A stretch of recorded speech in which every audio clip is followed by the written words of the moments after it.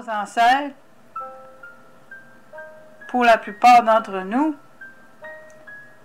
viennent de la France et pour plusieurs d'entre nous, viennent de la Normandie. Puis la Normandie, il faut que tu regardes bien comme il faut, c'est une grande partie du nord de la France. Fait que ça comprend plusieurs villes. Ça fait que... Alors, pourquoi j'amène ceci à votre attention, à ton attention, si tu préfères que je te tutoie, c'est parce que on doit retrouver nos origines. Pourquoi on doit retrouver nos origines? Là, je ne vais pas donner tous les détails du pourquoi on doit le savoir. On doit les connaître. Mais je vais dire essentiellement que c'est parce que pour prédire, pour connaître l'avenir, peut-être pas le prédire, mais pour connaître l'avenir, il faut connaître notre passé. Et plusieurs d'entre nous, on s'est fait tellement, je dirais manipuler, que nous ne savons plus qui nous sommes. Alors moi, je veux faire mon humble contribution à réveiller les petits dragons d'entre nous, et nous sommes plusieurs. Oh oui, le fameux fleur de lys, là, c'est un signe du dragon. Et puis, c'est relié directement à Marie-Madeleine, puis j'avais raison, parce que Marie-Madeleine, c'était une grande prêtresse de Hathor. Et possiblement la dernière. Oh oui, Hathor, la déesse égyptienne, la vache déesse égyptienne, Hathor. J'ai trouvé l'information aujourd'hui que Marie-Madeleine, c'était écrit que Marie-Madeleine était fort probablement la dernière prêtresse de Hathor. Mais personnellement, je crois qu'elle l'était, à cause de la recherche que j'ai déjà faite à son sujet, que j'ai déjà partagé. Alors voilà, c'est tout pour le moment, parce que comme je t'ai dit, mon but n'est pas de prouver ma généalogie personnelle, mais plutôt de porter à ton attention, parce que moi maintenant je sais que ma famille descend des lignes du dragon, et pour plusieurs d'entre vous, c'est le cas, et les petits dragons doivent se réveiller. C'est grand temps. Il est vraiment grand temps que l'on se réveille et que nous nous unissions pour faire des choses nobles pour nos contemporains. On en a grandement besoin. Merci pour votre écoute.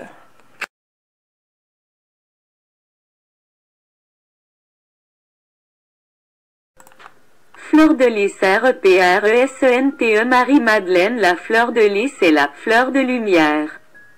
Il représente Marie-Madeleine. Rappelez-vous la fleur de lys qui émanait de la lumière dans le film Tangled? Réponse. Elle et Jésus ont émigré dans le sud de la France pour vivre parmi les Cathares. Il a été suggéré que la lignée du Christ a été transmise à travers la monarchie royale de France. Les drapeaux français portent souvent le symbole de la fleur de lys. Fleur de lys, un article de Wikipédia, l'encyclopédie libre. La fleur de lys, également orthographiée fleur de lys, pluriel fleur de lys ou fleur de lys, est un lys en français. Fleur et lys signifient respectivement fleur et lys, qui est utilisé comme motif décoratif ou symbole. La fleur de lys a été utilisée dans l'héraldique de nombreuses nations européennes, mais est particulièrement associée à la France, notamment pendant sa période monarchique. La fleur de lys devient à la fois religieuse, politique, dynastique, artistique, emblématique et symbolique, notamment dans l'héraldique française. La fleur de lys a été utilisée par la royauté française et à travers l'histoire pour représenter les saints catholiques de France. En particulier, la Vierge Marie et Saint Joseph sont souvent représentés avec un lys. Origine enluminure manuscrite du XVe siècle d'un ange envoyant des fleurs de lys à Clovis. À partir des heures de Bedford à la British Library, Londres. La fleur de lys est largement considérée comme une version stylisée de l'espèce Iris pseudacorus ou Iris florentina. Or, le lys genre Lilium, famille des Liliacées et l'iris, famille des Iridacées, sont deux plantes différentes, phylogénétiquement et taxonomiquement sans rapport. Lily en italien, Giglio est le nom habituellement associé à la fleur stylisée dans les emblèmes florentins. Des ornements décoratifs qui ressemblent à la fleur de lys sont apparus dans les œuvres d'art des premières civilisations humaines. Selon Pierre-Augustin Boissier de Sauvage, naturaliste et lexicographe français du XVIIIe siècle, les fleurs de lys anciennes, surtout celles que l'on trouve dans les sceptres de nos premiers rois, ont beaucoup moins en commun avec les lys ordinaires que les fleurs dites flambus en occitan ou iris, d'où le nom de notre propre fleur de lys peut dériver. Ce qui donne quelques couleurs de vérité à cette hypothèse que nous avons déjà émise, c'est le fait que les Français ou Francs, avant d'entrer en Gaule même, ont vécu longtemps autour de la rivière nommée Lys en Flandre. De nos jours, cette rivière est encore bordée d'un nombre exceptionnel d'iris, car de nombreuses plantes poussent depuis des siècles au même endroit. Ces iris sont des fleurs jaunes. Ce qui n'est pas une caractéristique typique des lys mais des fleurs de lys. Il était donc compréhensible que nos rois, devant choisir une image symbolique pour ce qui deviendra plus tard un blason, aient jeté leur dévolu sur l'iris, une fleur commune autour de leur demeure, aussi belle que remarquable. Ils l'appelaient, en somme, la fleur de lys, au lieu de la fleur de la rivière de Lys. Cette fleur, ou iris, ressemble à notre fleur de lys non seulement par sa couleur jaune mais aussi par sa forme, sur les 6 pétales ou feuilles qu'elle possède. 3 d'entre elles sont alternativement droites et se rejoignent à leur haut. Les 3 autres à l'opposé se penchent pour que celle du milieu semble ne faire qu'un avec la tige et que seules les 2 tournées vers l'extérieur de gauche et de droite soient clairement visibles. Ce qui est encore similaire avec nos fleurs de lys, que c'est-à-dire exclusivement celles de la rivière Lus dont les pétales blancs se penchent eux aussi lorsque la fleur s'épanouit. L'héraldiste François Velde est connu pour avoir exprimé la même opinion. Cependant, une hypothèse avancée au XVIIe siècle, ça me semble très plausible. Une espèce d'iris sauvage, l'iris pseudacorus. Drapeau jaune en anglais, est jaune et pousse dans les marais confère. Le champ azur pour l'eau. Son nom en allemand est Liechblum, également Gelbschwertlili. Mais Liège était également orthographié li et les au Moyen-Âge. Il est facile d'imaginer que, dans le nord de la France, le Liège-Blum aurait été appelé fleur de lys. Cela expliquerait le nom et l'origine formelle du dessin, comme un drapeau jaune stylisé. Il existe une légende fantaisiste sur Clovis qui associe explicitement le drapeau jaune aux armoiries françaises. L'hypothèse de Sauvage semble être été par l'orthographe anglaise archaïque fleur de lys et par la variante du nom lit d'élu. Symbolisme royal Charlemagne, d'Albrecht Dürer. Les armoiries anachroniques au-dessus de lui montrent l'aigle allemand et la fleur de lys française. Franc à la monarchie française, l'évolution graphique de la krita vers la fleur de lys s'est accompagnée d'une allégorie textuelle. À la fin du XIIIe siècle, Nangis, mort en 1300. XIIIe siècle. Un poème allégorique de Guillaume de Nangis, mort en 1300, écrit à l'abbaye de Joyenval à Chambourcy, raconte comment les fleurs de lys d'or sur fond d'azur se sont miraculeusement substituées au croissant du bouclier de Clovis, projection dans le passé des images contemporaines de l'héraldique.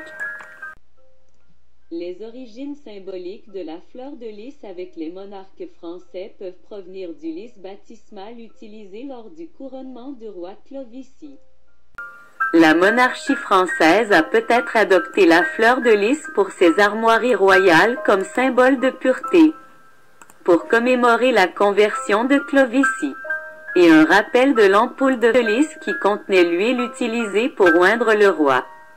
Ainsi, la fleur de lys était un symbole du droit divinement approuvé du roi de régner. Les rois de France ainsi, ont soutenu plus tard que leur autorité venait directement de Dieu. Une légende renforce la mystique de la royauté en nous informant qu'une fiole d'huile, la sainte ampoule, est descendue du ciel pour oindre et sanctifier Clovis comme roi. Descendant directement sur Clovis ou peut-être apporté par une colombe à Saint Rémigius. Une version explique qu'un ange est descendu avec l'ampoule de fleurs de lys pour oindre le roi. Une autre histoire raconte que Clovis a mis une fleur dans son casque juste avant sa victoire à la bataille de Vouillers. Grâce à ce lien propagandiste avec Clovis, la fleur de lys a été prise rétrospectivement pour symboliser tous les rois francs chrétiens, notamment Charlemagne. Au XIVe siècle, des écrivains français ont affirmé que la monarchie de France, qui s'est développée à partir du royaume des Francs de l'Ouest, pouvait faire remonter son héritage au don divin des armes royales reçues par Clovis. Cette histoire est restée populaire, même si la recherche moderne a établi que la fleur de lys était un symbole religieux avant d'être un véritable symbole héraldique. Avec les vrais lys, il était associé à la Vierge Marie. Et au XIIe siècle, Louis VI et Louis VII ont commencé à utiliser l'emblème, sur des sceptres par exemple, reliant ainsi leur domination à ce symbole de sainteté et de droit divin.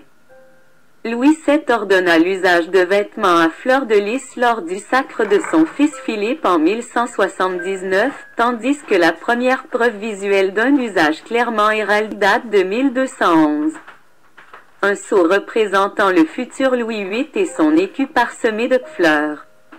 Jusqu'à la fin du XIVe siècle, les armoiries royales françaises étaient azur semé de lis or un bouclier bleu, semé avec une dispersion de petites fleurs de lys dorées.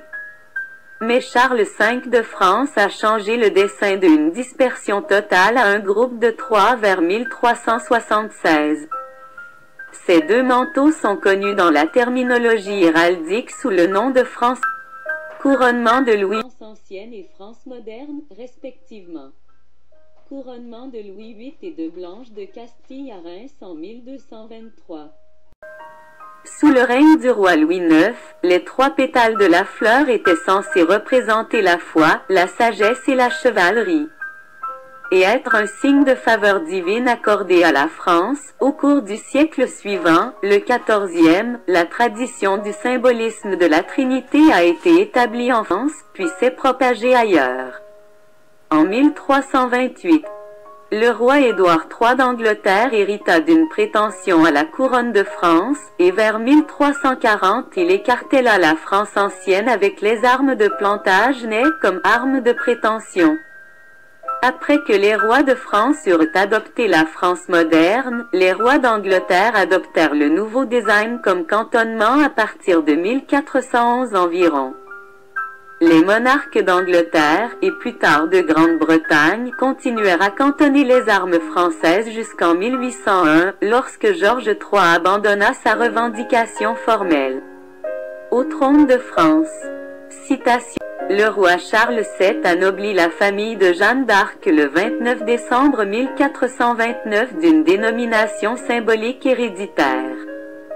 La Chambre des comptes de France a enregistré la désignation de la famille à la noblesse le 20 janvier 1430. La subvention a permis à la famille de changer son nom de famille en Dulis. France moderne. La France moderne est restée l'étendard royal français et avec un fond blanc était le drapeau national français jusqu'à la Révolution française, quand il a été remplacé par le tricolore de la France moderne. La fleur de lys a été restaurée sur le drapeau français en 1814, mais remplacée une fois de plus après la Révolution contre Charles X de France en 1830. Dans une tournure très étrange des événements après la fin du Second Empire français, où un drapeau apparemment influencé le cours de l'histoire, Henri, comte de Chambord, s'est vu offrir le trône de roi de France. Mais il n'a accepté que si la France renonçait au drapeau tricolore et ramenait le drapeau blanc à fleur de lys. Sa condition a été rejetée et la France est devenue une république. Canada, la bannière royale de France ou drapeau Bourbon, symbolisant la France royale, était le drapeau le plus couramment utilisé en Nouvelle-France. La fleur de lys figurait également sur la monnaie de la Nouvelle-France, souvent appelée monnaie de carte.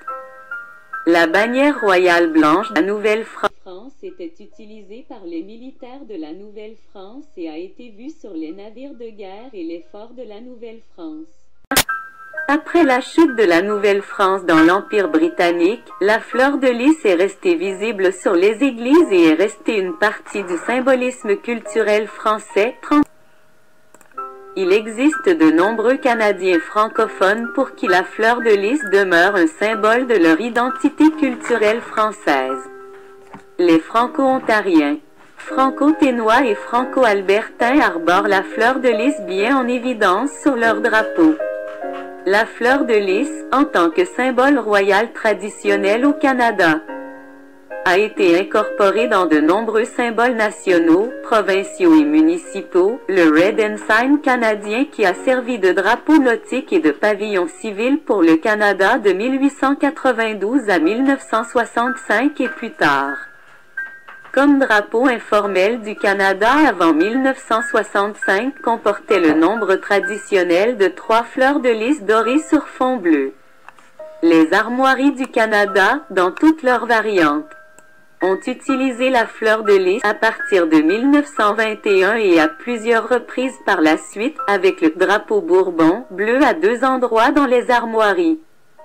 Le monogramme royal canadien et les armoiries du Canada comportent la couronne de Saint-Édouard qui affiche 5 croix pâtées et 4 fleurs de lys. Les fleurs de lys figurent également sur le drapeau personnel utilisé par la reine du Canada. La fleur de lys figure sur le drapeau du Québec ainsi que sur les drapeaux des villes de Montréal, Sherbrooke et Trois-Rivières. La France, si la fleur de lys est apparue sur d'innombrables armoiries et drapeaux européens au cours des siècles. Elle est particulièrement associée à la monarchie française dans un contexte historique et continue d'apparaître dans les armoiries du roi d'Espagne, de la maison française de Bourbon, le grand-duc de Luxembourg et des membres de la maison de Bourbon. Il reste un symbole durable de la France qui apparaît sur les timbres-poste français, bien qu'il n'ait jamais été adopté officiellement par aucune des républiques françaises. Selon l'historien français Georges Duby, les 3 pétales représentent les 3 états sociaux, la noblesse et les états sociaux médiévaux, les roturiers, la noblesse et le clergé. Bien que l'origine de la fleur de lys ne soit pas claire, elle a conservé une association avec la noblesse française. Il est largement utilisé dans les emblèmes des villes françaises comme dans les armoiries des villes de Lille, Saint-Denis, Brest, Clermont-Ferrand, Boulogne-Billancourt et Calais. Certaines villes qui avaient été particulièrement fidèles à la couronne française se sont vues décerner une augmentation héraldique de 2 ou 3 fleurs de lys sur le chef de leurs armoiries. Ces villes comprennent Paris, Lyon, Toulouse, Bordeaux, Reims, Le Havre, Angers, Le Mans, Aix-en-Provence, Tours, Limoges, Amiens, Orléans, Rouen, Argenteuil, Poitiers, Chartres et Laon, entre autres. La fleur de lys était le symbole de l'Île-de-France, le noyau du royaume français. Il est apparu sur les armoiries d'autres provinces historiques de France, notamment la Bourgogne, l'Anjou, la Picardie, le Berry, l'Orléanais, le Bourbonnais, le Maine, la Touraine, l'Artois, le Dauphiné, la Saintonge et le comté de la Marche. De nombreux départements français actuels utilisent le symbole sur leurs armoiries pour exprimer cet héritage. La version québécoise de la fleur de lys. Les fleurs de lys ont traversé l'Atlantique avec les Européens se rendant dans le Nouveau Monde, notamment avec les colons français. Leur présence sur les drapeaux et armoiries nord-américains rappelle généralement l'implication des colons français dans l'histoire de la ville ou de la région concernée, dans certains cas. La présence persistante d'une population issue de ces colons. La fleur de lys apparaît sur les armoiries canadiennes, le drapeau du Québec, J, et aussi ceux de Montréal, Sherbrooke et Trois-Rivières. Le drapeau personnel de la Reine du Canada le présente également. Il y a beaucoup de francophones dans d'autres provinces canadiennes pour qui la fleur de lys demeure un symbole de leur identité culturelle. Les Franco-Ontariens, par exemple, arborent la fleur de lys bien en vue sur leur drapeau. Aux États-Unis, les symboles de la fleur de lys ont tendance à se trouver le long ou à proximité des fleuves Mississippi et Missouri. Certains des endroits qui l'ont dans leur drapeau ou leur sceau sont les villes de Saint-Louis, Louisville, Detroit, Mobile, la Nouvelle-Orléans, Bâton Rouge et Lafayette. Le 9 juillet 2008, le gouverneur de la Louisiane, Bobby Jindal, a signé un projet de loi faisant de la fleur de lys un symbole officiel de l'État. Après l'ouragan Katrina, la fleur de lys a été largement utilisée à la Nouvelle-Orléans comme symbole de la base. Soutien au redressement de la Nouvelle-Orléans.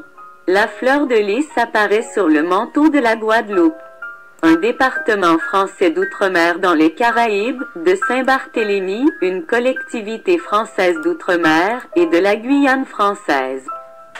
Le département d'outre-mer de la Réunion dans l'océan Indien utilise la même fonctionnalité. Il apparaît sur le blason de Port-Louis, la capitale de l'île Maurice qui a été nommée en l'honneur du roi Louis XV. Sur les armoiries de Sainte-Lucie, il représente l'héritage français du pays. En Saskatchewan, le lys rouge de l'Ouest apparaît sur le drapeau provincial et est parfois utilisé comme symbole de la province. Certaines représentations ressemblent à une fleur de lys, mais la version traditionnelle elle-même est rarement utilisée. Rose des vents. Le symbole est également souvent utilisé sur une rose des vents pour marquer la direction du nord. Une tradition initiée par le cartographe portugais Jorge de Aguiar dans sa carte de 1492. Oh my lady, come and protect me. Give me abundant life.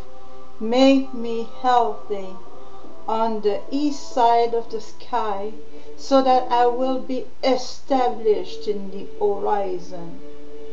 Oh, my lady, come and restore me.